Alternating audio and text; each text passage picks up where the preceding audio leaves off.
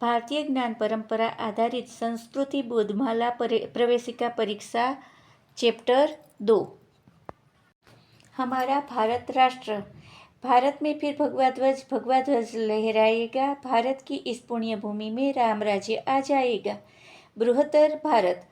भारत माता हम सब भारतवासियों की माता है। यह एक भूखंड मात्र नहीं, जग जननी के रूप में हम सब इसकी आराधना करते हैं और श्रद्धापूर्वक इसकी जय जयकार करते हैं। कहा भी गया है, यह कंकड़ पत्थर रेत नहीं, यह तो माता है, माता है। मातृभूमि मानकर इसकी वंदना की जाती है। हमारे भारत का मानचित्र देखा है। आजकल जो मानचित्र है वह पहले से छोटा हो गया है। इसकी प्राचीन सीमाओं की कुछ जानकारी यहाँ दी जा रही है। भारत के उत्तर में हिमालय पर्वत तथा त्रिविष्टप तिब्बत, जिसमें कैलाश मानसरोवर है, नेपाल और भूटान तक हमारी उत्तरी सीमा थी। उत्तर पश्चिम में उपगण स्थान अफगानिस्तान भी सम्राट चंद्रगुप्त मौर्य और अशोक के राज्यकाल तक हमारा अंग था। महाभारत काल में यह गंधार देश के नाम से जाना जाता था। दुर्योधन की माता गंधारी यहाँ की थी। बप्पा रावल का राज्य भी यहाँ तक था। भारत के पूर्व में म्यांमार ब्रह्म देश है, यह भी हमारे देश का अंग था। वर्तमान पाकिस्तान 1947 तक एवं बांग्लादेश 1971 से पहले पूर्व पाकिस्तान हमारे देश के मुख्य भाग थे। दक्षिण में भारत माता के चरण पखाड़ते हुए हिंद महासागर में स्थित द्वीप श्रीलंका सिंहल द्वीप भी हमारे देश का ही अंग था। चित्तौड़ की रानी पद्मिनी सिंहल द्वीप की राजकुमारी थी। भारत का भौगोलिक स्वरूप। भारत की भौगोलिक संरचना में लगभग सभी प्रकार के स्थल रूप पाए जाते हैं। उत्तर में विशाल पर्वतमालाएं, गंगा, सिंधु, ब्रह्मपुत्र का समतल मैदान, थार के मरुस्थल आदि भारत की भौगोलिक विविधता है। भारत की पूर्व से पश्चिम की चौड़ाई 2933 किलोमीटर है। स्थलीय सीमा रेखा 15,200 किलोमीटर, समुद्र तट की लंबाई 7,517 किलोमीटर। भारत का कुल क्षेत्रफल 32,37,263 वर्ग किलोमीटर है। विश्व में क्षेत्रफल की दृष्टि से भारत का 7वां स्थान है। प्रश्नों के उत्तर जानिए। भारत का फैलाव कहाँ से कहाँ तक है? यह हिमाच्छादित हिमालय की ऊंचाइयों से प्रारंभ होकर दक्षिण में विषुववृत्तीय वर्षा वनों तक फैला है। कौन से 3 सागर भारत की सीमा निर्धारित करते हैं? पूर्व में गंगा सागर, बंगाल की खाड़ी, पश्चिम में सिंधु सागर, अरब सागर तथा दक्षिण में हिंद महासागर। भारत की भूमि किन किन भागों में बटी हुई है? 4 भाग में। पहला विस्तृत पर्वतीय प्रदेश, दूसरा सिंधु और गंगा के मैदान, तीसरा रेगिस्तान क्षेत्र और चौथा दक्षिणी प्रायद्वीपीय पठार। हमारे देश का समुद्र तट कितना लंबा है? 7,000 किलोमीटर। भारत में कितनी ऋतुएं होती हैं? 6 ऋतुएं। वसंत, ग्रीष्म, वर्षा या मानसून, शरद, हेमंत या पूर्व शीतकालीन तथा शिशिर या शीतकालीन। विदेशों में स्थित हमारे पावन तीर्थ। Angkor Wat, Cambodia. विश्व में भगवान विष्णु का सबसे बड़ा मंदिर अंकोर वाट कंबोडिया में है, जो भारत और कंबोडिया के प्रगाढ़ संबंधों का प्रतीक है। यह मंदिर विचार, संकल्पना और शैली में भारतीय है, लेकिन इसकी योजना बनाने और इसको क्रियान्वित करने का कार्य खमेर शिल्पकार ने किया। यह मंदिर विश्व धरोहर के रूप में पर्यटकों को आकर्षित करता है। अंकोर वाट मंदिर आज कंबोडिया की अर्थव्यवस्था का महत्वपूर्ण अंग है। अनुराधापुर, श्रीलंका। भारत से बाहर सबसे अधिक महत्वपूर्ण बौद्ध तीर्थ श्रीलंका में है, जो अनुराधापुर के नाम से विख्यात है। सदियों तक श्रीलंका की राजधानी रहने वाले इस नगर की स्थापना राजा पांडुक अभय ने की थी। बाद में ईसा पूर्व 3री सदी में महाप्रतापी राजा देवानाम तीसा ने इस नगर का विस्तार किया। मगध सम्राट अशोक महान ने राजकुमारी संघमित्रा तथा राजकुमार महेंद्र को बौद्ध धर्म के प्रचार के लिए श्रीलंका भेजा था। अनुराधापुर के मुख्य धार्मिक स्थलों में व्रजन महल, रुबान वेल्सिया, भूपरमा, जेठवन और अभयवन प्रमुख है। हिंगलाज देवी मंदिर, पाकिस्तान। शक्तिपीठ के रूप में प्रसिद्ध समुद्र तट के पास स्थित हिंगलाज तीर्थ में पुरातन गुफा मंदिर है। देवी सती का मस्तक इस स्थल पर गिरा था। यह देवी मंदिर सिद्ध तांत्रिकों का महान तीर्थ है। यहाँ कभी गुरु गोरखनाथ भी आए थे। वर्तमान में भी गोरखपंथी साधुओं को यहाँ साधना में लीन देखा जा सकता है। पाकिस्तान 1947 में भारत विभाजन के बाद बना है। पंजा साहिब, पाकिस्तान। सिखों का प्रसिद्ध गुरुद्वारा पंजा साहिब पाकिस्तान में रावलपिंडी नगर से आगे अटोक जाने वाले रास्ते में स्थित है। यहाँ बड़ा गुरुद्वारा और सरोवर है। गुरु नानक देव अपने परम शिष्य मर्दाना के साथ यात्रा पर निकले थे। रास्ता में मर्दानों को प्यास लगी। गुरुजी ने वहाँ पहाड़ी पर बैठे फकीर बाबा कांधारी के पास पानी लेने भेजा। कहते हैं तीसरी बार भी बाबा द्वारा पानी न देने पर गुरुजी ने मर्दाना की प्यास बुझाने के लिए पहाड़ी के नीचे अपना डंडा पटक कर और वहाँ साफ जल का स्रोत फूट पड़ा। उधर बाबा कांधारी का कुआं सूखता गया। कुपित होकर बाबा कांधारी ने एक चट्टान मर्दाना पर ढुढ़का दी। गुरुजी ने उस चट्टान को अपने पंजे से रोक दिया। वही पंजा साहिब सरोवर बन गया, जहाँ गुरुजी के पंजे का निशान बना हुआ है। इस गुरुद्वारे में दर्शन के लिए श्रद्धालुओं की भारी भीड़ उमड़ती है। श्रद्धालु गण सरोवर का जल अपने साथ ले जाते हैं। वैसाखी पर्व पर 13 अप्रैल यहाँ प्रतिवर्ष बड़ा मेला लगता है। उस समय भक्तगण पंजा साहिब की यात्रा करते हैं। भारत प्राचीन हिंदू राष्ट्र। हिंदव सोदरा सर्वे न हिंदू पतितो भवेत्। मम दीक्षा हिंदू रक्षा मम मंत्र समानता। युगों युगों से भारत एक राष्ट्र रहा है। वेदों में भी राष्ट्र भावना का वर्णन है।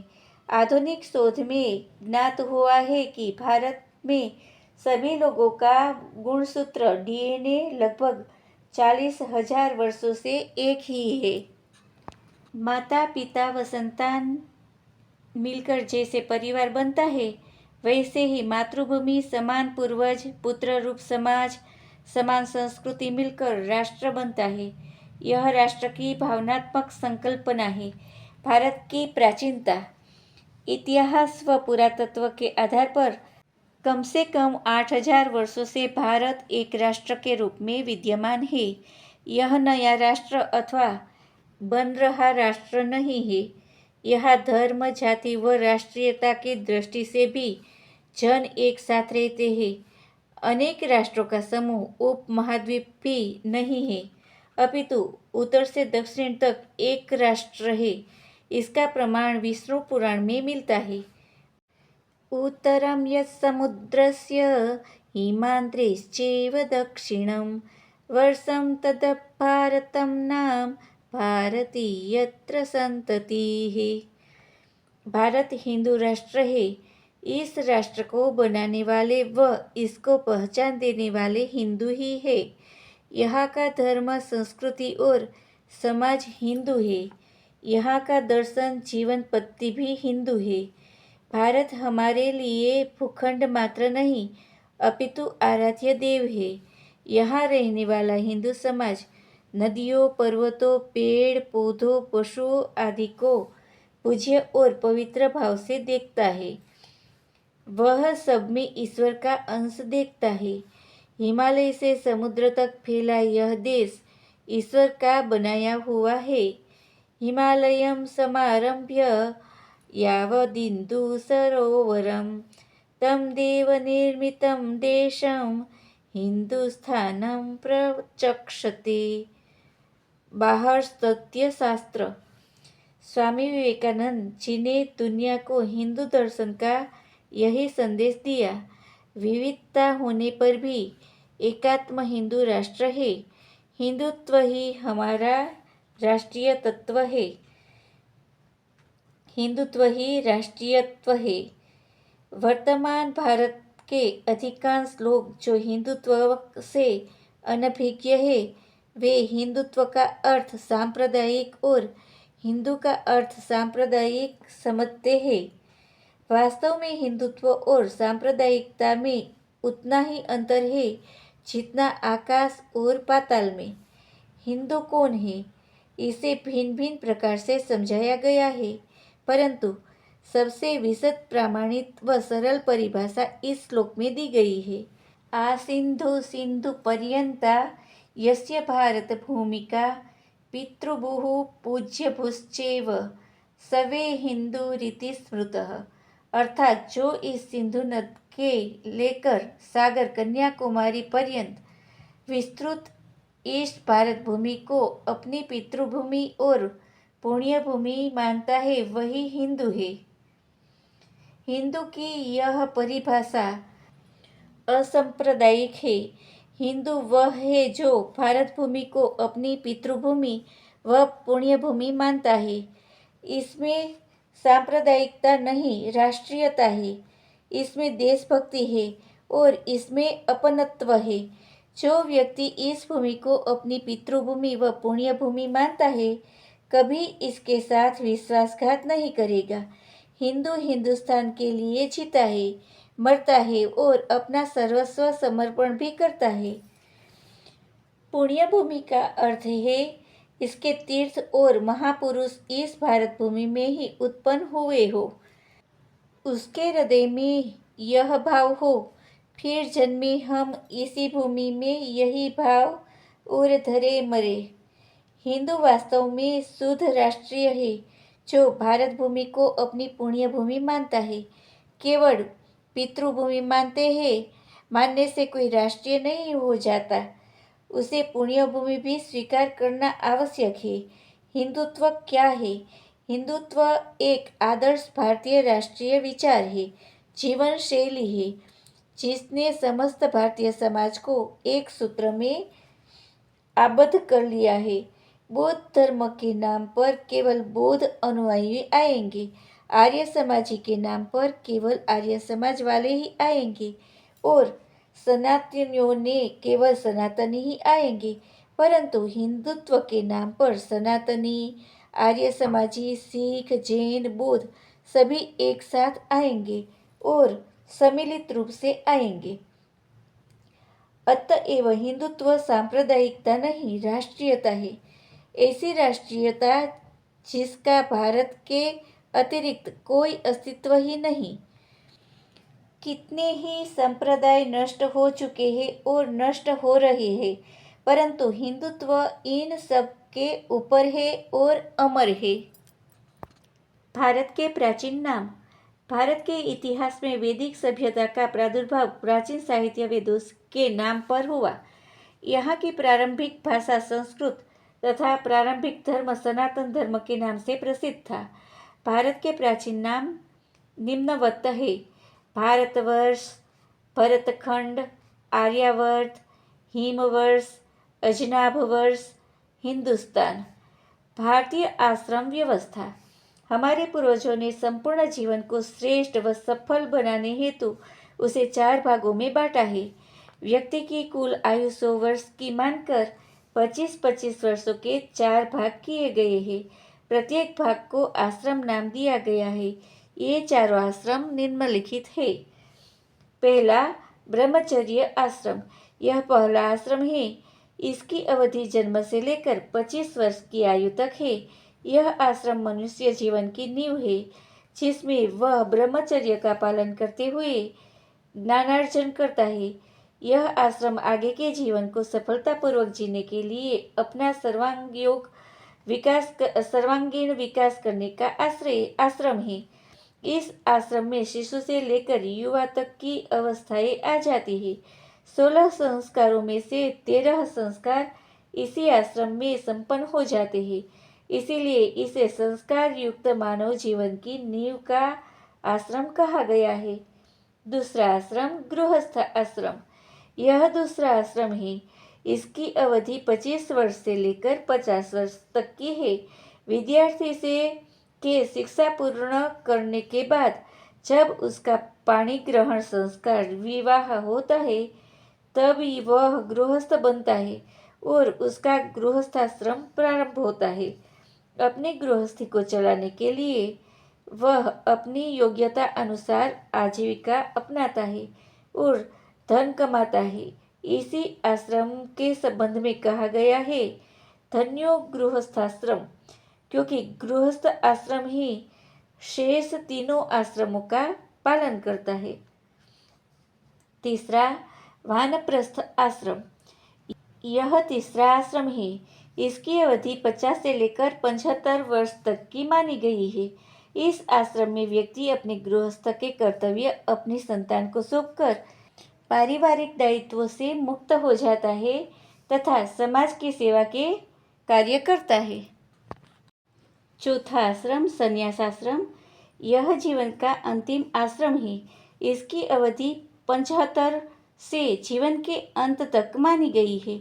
इस समय तक शरीर जर्जर व क्षीण हो चुका होता है। अब वह आत्मनो मोक्षार्थ जगत हिताय च की कामना से पूरी तरह ईश्वर आराधना में संलग्न रहता है। मोक्ष कल्याण व लोक कल्याण ही इस आश्रम की सार्थकता है। भारत के कण कण में अंकित गौरव गान हमारा है। हम हिंदू, हम हिंदुस्तानी, हिंदुस्तान हमारा है। हमारे राष्ट्रीय नायक श्री कृष्ण।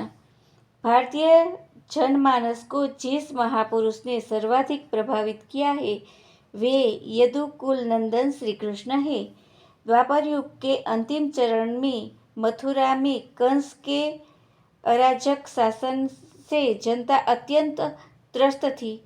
कंस ने अपने ही पिता राजा उग्रसेन को बंदी बनाकर राजसत्ता से अपने हाथ में ली। इसकी बहन देवकी का विवाह वसुदेव के साथ हुआ था। भविष्यवाणी के अनुसार देवकी के गर्भ से उत्पन्न 8वें बालक के द्वारा ही कंस का वध होना था।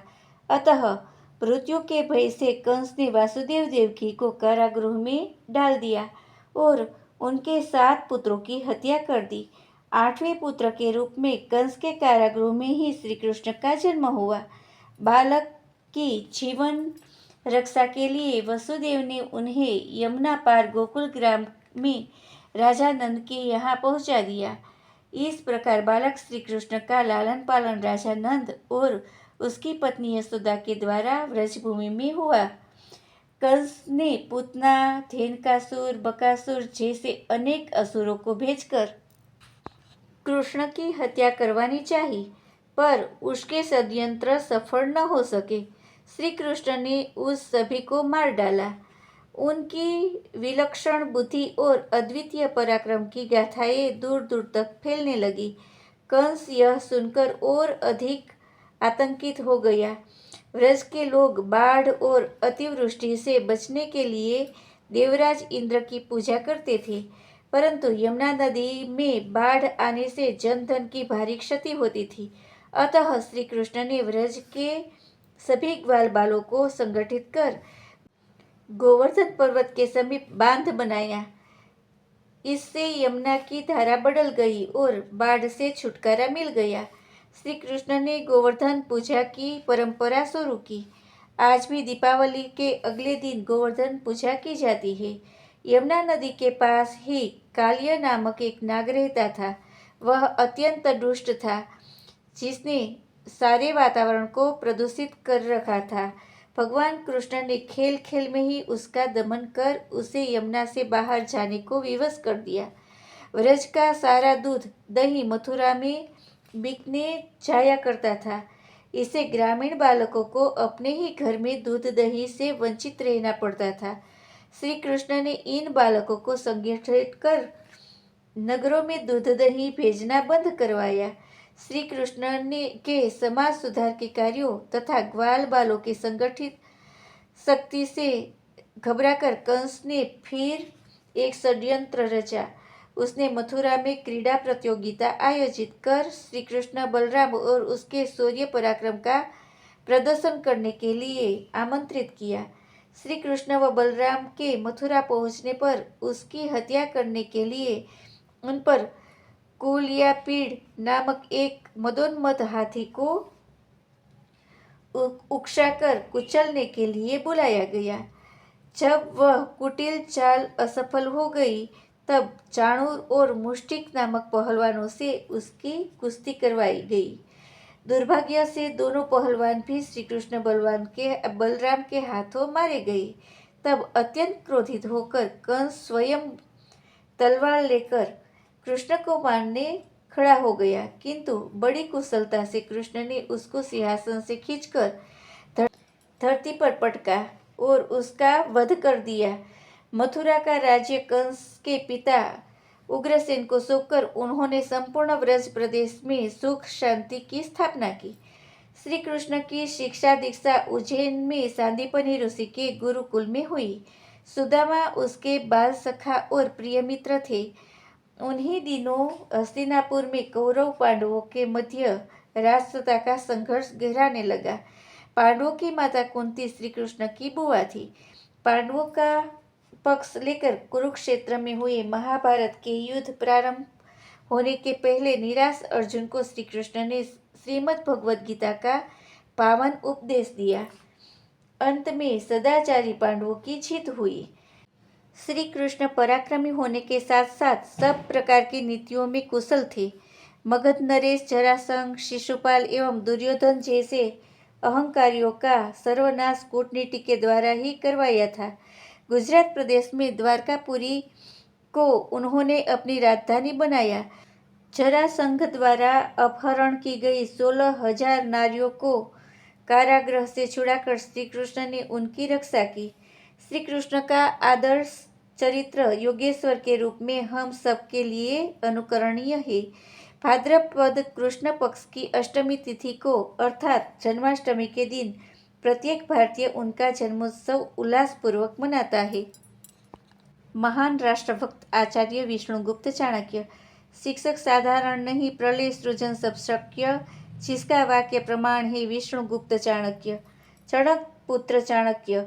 आचार्य चणक के पुत्र होने के कारण चाणक्य तथा कूटनीति अपनाने के कारण वे कौटिल्य नाम से प्रसिद्ध हुए। उनका वास्तविक नाम विष्णुगुप्त था। वे तक्षशिला विश्वविद्यालय में प्राध्यापक थे। उसके काल में मगध एक विशाल साम्राज्य था। उसकी राजधानी पाटलिपुत्र में थी। वहाँ धनानंद का शासन था, जो क्रूर और अत्याचारी था। वह सदैव भोग विलास में डूबा रहता। प्रजा एवं राष्ट्र के हित की उसे कोई चिंता न थी। नंदवंश के सर्वनाश की प्रतिज्ञा।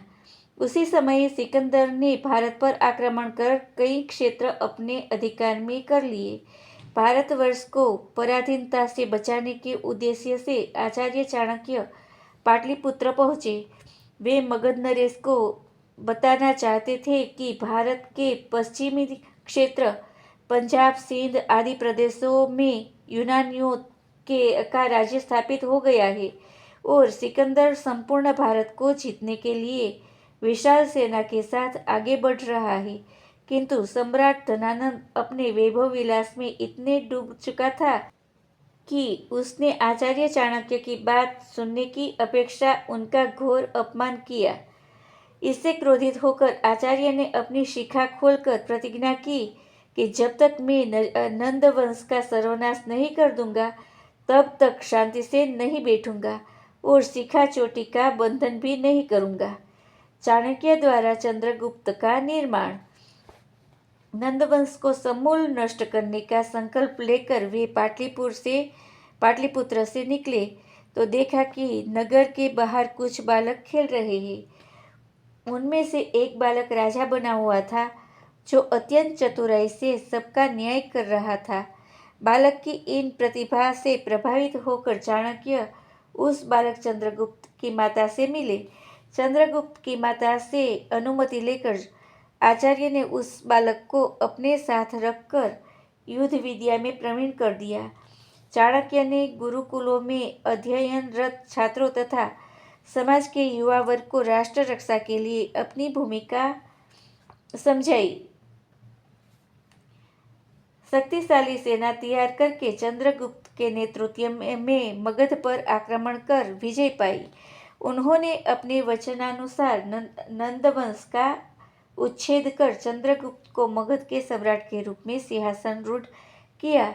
आचार्य चाणक्य ने चंद्रगुप्त के नेतृत्व में भारतीय राजाओं को संगठित कर यूनानी विजेताओं के साथ संघर्ष कर उन्हें भारत से बाहर भगाया। ईसा से 350 वर्ष पूर्व सिकंदर ने अपने सेनापति सेल्यूकस निकेटर को भारतीय प्रदेश पर शासन करने के लिए नियुक्त किया। आचार्य चाणक्य ने युद्ध करके उन्हें हिंदुकुश की पहाड़ियों के पार खदेड़ा। विवश होकर सेल्यूकस को संधि करनी पड़ी। चाणक्य ने इसी संधि को चिरस्थायी बनाने के उद्देश्य से सेल्यूकस की पुत्री हेलेना से चंद्रगुप्त का विवाह करवाया। आचार्य चाणक्य ने अर्थशास्त्र जैसे महत्वपूर्ण ग्रंथ की रचना की। चाणक्य नीति और चाणक्य सूत्र उनके रचित ग्रंथ हैं। वेदज्ञ, शास्त्र पारंगत, मंत्र विद्या विशेषज्ञ, नीति निपुण, राजनीतिज्ञ, प्रगाढ़ कूटनीतिज्ञ होने के साथ ही विविध विद्याओं में महापंडित भी थे। चाणक्य ने एक महान राष्ट्र की स्थापना की। अपनी प्रखर कूटनीतिज्ञता से आचार्य चाणक्य ने असंगठित भारतीयों को राष्ट्रीयता के सूत्र में पिरोकर महान राष्ट्र की स्थापना की। विशाल मौर्य साम्राज्य के संस्थापक तथा प्रधान अमात्य होते हुए वे लोभ मोह से दूर वितराग थे। वे राजमहल में न रहकर गंगा तट पर बनी एक साधारण सी कुटिया में रहते थे और अपना भोजन स्वयं बनाते थे। उनके द्वारा स्थापित मौर्य साम्राज्य कालांतर में एक महान साम्राज्य बना। चंद्रगुप्त ने उनके मार्गदर्शन में लगभग 24 वर्ष तक राज्य किया। आचार्य चाणक्य द्वारा स्थापित मौर्य साम्राज्य भारत ने ज्ञान, विज्ञान, आध्यात्म, व्यापार सभी क्षेत्रों में उन्नति की। यह भारत का स्वर्ण युग था। चाणक्य का मूल नाम क्या था? विष्णुगुप्त। मगध क्रांति के अग्रदूत कौन थे? चाणक्य। चाणक्य के मार्गदर्शन में चंद्रगुप्त ने कितने वर्ष राज्य किया? लगभग 24 वर्ष। आचार्य चाणक्य ने किस ग्रंथ की रचना की? अर्थशास्त्र। चाणक्य ने चंद्रगुप्त का विवाह किससे करवाया? सेल्यूकस की पुत्री हेलेना से। हमारे एकता बोधक तत्व। भारत माता, गौ माता, गंगा माता, गीता माता, तुलसी माता आदि को माँ मानना। सांस्कृतिक क्षेत्र 4 धाम, कुंभ व अर्धकुंभ स्थानों, हरिद्वार, प्रयाग, उज्जैन व नासिक। ज्योतिर्लिंगों, शक्तिपीठों, नदियों, पर्वतों आदि को पवित्र तीर्थ मानना। साहित्य, षड्दर्शन, वेद, वेदांग, ब्राह्मण ग्रंथ, रामायण, महाभारत, श्रीमद् भगवद गीता आदि को प्रेरणा का स्रोत मानना। पुनर्जन्म, मोक्ष, आत्मा, परमात्मा, कर्मफल के सिद्धांत, भगवान के अवतार व पुरुषों श्री राम, श्री कृष्ण, गुरु नानक देव, महावीर, बुद्ध आदि के प्रति आस्था रखना। संत परंपरा का आदर, गेरुए वस्त्रों का सम्मान, उत्सव, श्रेष्ठ परंपराएं, मान्यताएं, खेल आदि का सम्मान करना। संतवाणी। बड़े बड़ाई नहीं करे, बड़े न बोले बोल, रही मन हीरा कब कहे, लाख टका मेरा मोल। बुरा जो देखन में चला, बुरा न मिलया कोई, जो मन खोजा आपना, मुझसा बुरा न कोई। काल करे सो आज कर, आज करे सो अब, पल में परलय होयगी, बहुरी करोगे कब। सोच बराबर तप नहीं, झूठ बराबर पाप। जाके हृदय साच है, ताके हृदय आप। जो रहीम उत्तम प्रकृति, का करी सकत कुसंग। चंदन वेश व्यापत नहीं, लिपटे रहत भुजंग। प्रातः स्मरणम। हमारे प्रत्येक दिन का आरंभ भगवान, मातृभूमि, प्रकृति और महान ऋषियों के स्मरण के साथ होने से दिन मंगलमय बन जाता है। इसलिए प्रातः काल उठते ही अपने दोनों हाथों को देखते हुए प्रातः स्मरण के श्लोक कहना चाहिए। कराग्रे वसते लक्ष्मी, कर मध्ये सरस्वती, कर मूले तु गोविंद, प्रभाते कर दर्शनम। भावार्थ, हाथ के आगे वाले भाग में लक्ष्मी, बीच में सरस्वती और मूल में गोविंद भगवान का निवास है। इसीलिए प्रातः दोनों हाथों को, जो पुरुषार्थ का प्रतीक है, दर्शन करना चाहिए। समुद्र वसने देवी, पर्वत स्तन मंडले, विष्णुपत्नी नमस्तुभ्यं, पादस्पर्श क्षमस्व मे। हे समुद्र रूपी वस्त्र पहने हुए देवी, पर्वत आपके वक्ष है अर्थात स्तन मंडल है। हे विष्णु पत्नी, मैं आपको प्रणाम करता हूँ और दैनिक गतिविधियों के लिए तेरे शरीर पर पाँव रखने के लिए क्षमा मांगता हूँ। ब्रह्मा मुरारे त्रिपुरांतकारी, भानु शशि भूमि सुतो बुधश्च, गुरुश्च शुक्रश्च शनि राहु केतवः, कुर्वन्तु सर्वे मम सुप्रभातम्। ब्रह्मा सृष्टिकर्ता, मुरारी विष्णु, त्रिपुरांतकारी त्रिपुरासुर का अंत करने वाले शिव, सूर्य चंद्र भूमि शुद्ध मंगल, बुध बृहस्पति शुक्र शनि राहु और केतु, ये सब मेरे लिए मंगलकारी प्रभात करे। सनंत कुमारः शनकः सनंदनः, सनातनोऽप्यासुरी पिंगलोच, सप्तस्वरा सप्तरसातलानि, कुर्वन्तु सर्वे मम सुप्रभातम्। सनंत कुमार, सनक, सनंदन च सनातन, ब्रह्मा जी के मानस पुत्र, ऋषि आसुरी, सांख्य दर्शन प्रवर्तक ऋषि कपिल के शिष्य, ऋषि पिंगल, छंद शास्त्र रचयिता, सातों स्वर, षडज, ऋषभ, गांधार, मध्यम, पंचम, धैवत और निषाद, तथा 7 अधोलोक, अतल, वितल, सुतल, तलातल, रसातल, महातल और पाताल, ये सब मेरे लिए शुभ प्रभात करे। सप्तार्णवा सत्कुलाचलाश्च, सप्तर्षयो द्विपवनानि सप्त, पुराधिकृत्वा भुवनानि सप्त, कुर्वन्तु सर्वे मम सुप्रभातम्। 7 समुद्र, लवणाब्धि, इक्षु, सुरावर्ण, आज्य, दधि, क्षीर और स्वादु जल सागर, 7 पर्वत, महेंद्र, मलय, सह्याद्री, शुक्तिमान, वृक्षवान, विंध्य तथा पारियात्र, 7 ऋषि, कश्यप, अत्रि, भारद्वाज, विश्वामित्र, गौतम, जमदग्नि तथा वशिष्ठ, 7 द्वीप, जम्बू, प्लक्ष, शालमल, कुश, क्रोंच, शाक तथा पुष्कर, 7 वन, दंडकारण्य, खंडारण्य, चंपारण्य, वेदारण्य, नैमिषारण्य, ब्रह्मारण्य तथा धर्मारण्य और 7 भुवन अर्थात स्वर्गलोक, भूः, भुवः, स्वः, मह, जनः, तपः और सत्यम मेरे लिए मंगलकारी प्रभात करे। पृथ्वी सगंधा सरसास्तथापः, स्पर्शे च वायुर्जलं च तेजः, नभः सशब्दः महता सदेव, कुर्वन्तु सर्वे मम सुप्रभातम्।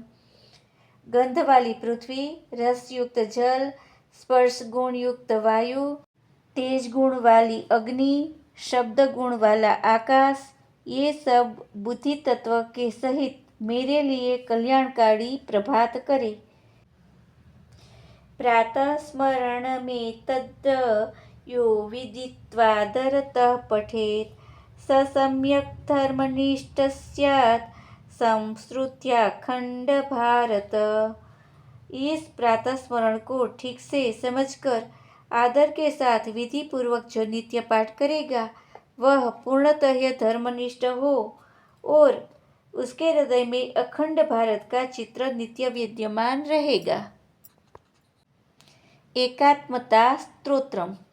ओम सच्चिदानंद रूपाय नमोस्तु परमात्मने ज्योतिर्मय स्वरूपाय विश्वमांगल्य मूर्तये।